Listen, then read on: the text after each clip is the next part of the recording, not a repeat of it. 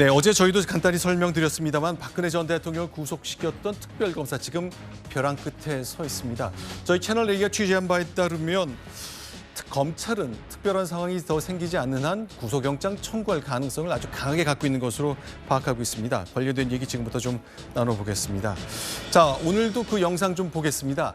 박근혜 대통령이 탄핵된 것은 2017년 3월 10일입니다. 그로부터 며칠 전 박영수 특별검사가 수사를 정리해 가면서 국민들 앞에 메시지를 내놓는 모습이 준비되어 있습니다.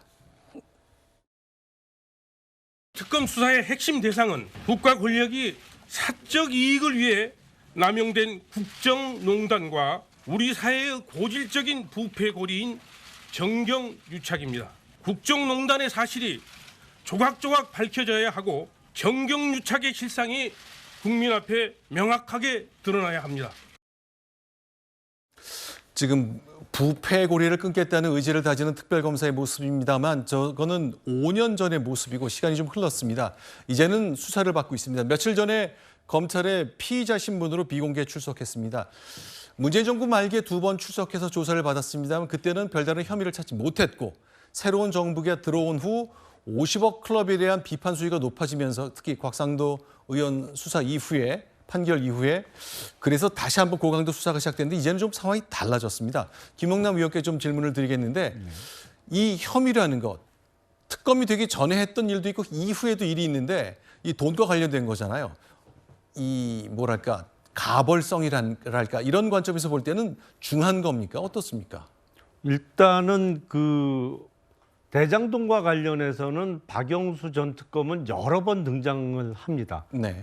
박영수 특검 본인이 등장하는 것도 여러 번입니다만 박영수 전 특검의 친인척들이 실제 100억 이상의 그 돈을 받았던 게 여러 번 등장을 하죠. 지금 가장 핵심되는 혐의는 그 대장동 사업과 관련해서 우리은행이 컨소시엄에서 빠지지 않도록 영향력을 행사하지 않았느냐. 그러면서 그 대가로 약 200억 원 상당의 부동산 등을 요구했다라는 게 혐의의 핵심이에요. 그렇죠. 근데 물론 그때 당시는 박영수 전 특검은 변호사였고 공직자 신분은 아니었습니다. 그렇죠. 그러니까 이제 대장동 일당과 공범 내지는 어떤 배임 수재 혐의가 적용될 수 있을 것 같아요. 근데 박영수 전 특검은 대장동 사건 이외에도 이미 기소된 부분이 있습니다. 네. 소위 그 가짜 수산업자와 관련해서 그렇죠. 고급 외제차를 제공받았다는 것으로 해서 부정청탁법 위반으로 기소가 지금 되어 있는데 네.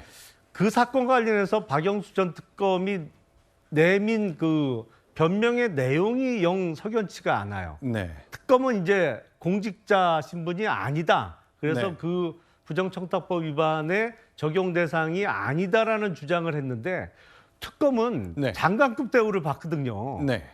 저 논리는 어디서 개발된 논리인지는 모르겠습니다만 좀 상식적으로는 받아들이기 힘든 변명을 했고 어쨌든 지금 기소가 돼 있어서 저 사건은 재판이 현재 진행 중입니다. 그러니까 저 사건은 친분이 있는 렌터카 사업자가 차를 그냥 쓰시라고 본인 그 렌터카 업자 주장에 따르면 해서 부인이 이 차를 상당 기간 탔다는 겁니다. 그런데 이제 문제가 될 걸로 생각해서 차를 돌려주면서 아니다. 공짜로 쓸 수 없으니까 내 돈을 얼마간 주겠다고 돈까지 전달했다고 설명을 하고 있는데 이런 고급 차가 오가고 돈이 오가고 하는 일이 2020년 12월이니까 박근혜 대통령을 구속시키고 3년 반쯤 지난 시점 본인이 특별검사의 신분을 유지하고 있던 시점에 벌어진 일이거든요. 그렇습니다. 예. 전 이 두 가지 이미지가 도저히 공존한다는 것이 좀 이해가 되지 않습니다. 저는 이게 그러니까 너무 검사 후배들을 믿고 있는 것 아닌가 네. 이제 이런 생각이 들었고 최근까지도 그런 생각을 할 수밖에 없는데요. 대장동 처음에 문제가 일어났을 때 민주당에서 얘기했었던 건 대장동에 들어가는 처음 밑작업에 들어갔던 그 돈이 부산저축은행에서 나와요. 그렇죠. 1,100억 원이 넘는 돈이 거기서 나옵니다. 네. 근데 그때 그것이 어떻게 해서 나올 수가 있었고 그것이 수사했는데도 왜 그 모습은 빠졌는지에 대해서 문제 제기를 했는데 네. 그게 계속 검찰이 눈치고 지나갔거든요. 네. 그리고 지난해 이 박영수 특검 두 차례나 불러서 조사했는데 지금 말씀하신 대로 그냥 별거 없다 이렇게 이제 나왔고 최근 들어서도 저는 이게 부르는 게 그냥 단순히 어떤 문제가 또 발견이 돼서 한 게 아니고 네. 이것도 역시 우리가 전문 용어로 마사지라고 하나요? 네. 이 부분을 박영수 특검을 어떠한 형태로건 또다시 뭔가 무마시켜 주려고 하는 어떤 장치를 검찰 쪽에서 또 걸지 않을까. 오히려 이런 우려들을 지금 나타내고 있는 상황이라고 생각합니다. 네. 근데 이번 소환은 조금 다를 것 같아요. 네. 이전 소환은 그런 면이 없지 않아 있었는데 네. 이게 이제 50억 클럽에 대한 여론이 워낙에 악화된 데다가 네. 특히 이제 각상도 의원 재판 이후에 네. 검찰이 이제 궁지에 몰렸습니다. 네. 기소를 제대로 안 해서 수사를 제대로 안 해서 공소유지를 안 해서 이렇게 된 거 아니냐. 그렇죠.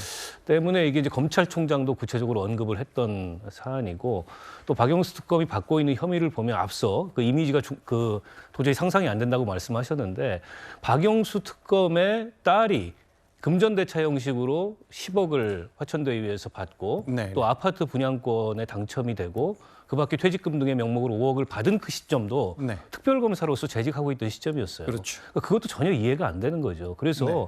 돈에 관해서는 남다르게 좀 예민한 분이 아닌가 저는 그렇게 생각이 듭니다. 알겠습니다. 이제 검찰이 수사를 하고 혹시 기소를 하게 된다면 그 공소장을 통해 저 구체적인 얘기가 나올 텐데 박 대통령 구속 이후에 이 일과 연관을 시킨다면 실망할 분들이 굉장히 많을 것 같은 좀 생각이 듭니다.